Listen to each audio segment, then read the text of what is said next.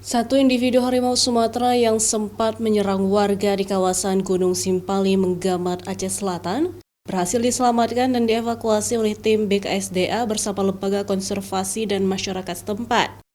Harimau itu memasuki kandang jebak yang dipasang di lereng gunung agar tidak masuk ke perkampungan warga. Selanjutnya harimau dibawa ke kantor bidang pengelolaan Taman Gunung Luser wilayah 1 Tapak Tuan. Saat dievakuasi, jenis kelamin harimau adalah betina dengan usia diprediksi 3 atau 4 tahun.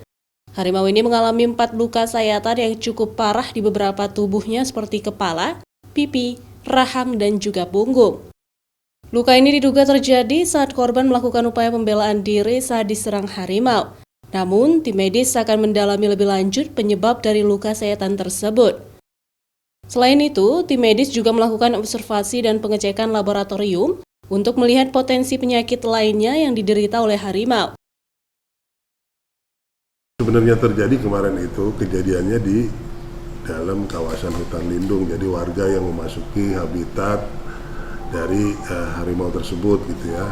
Tim melakukan upaya penyelamatan lah terhadap AS-nya, kemudian memasang beberapa kandang jebak untuk kita lakukan observasi kesehatan terhadap AS tersebut, dan alhamdulillah pada hari Minggu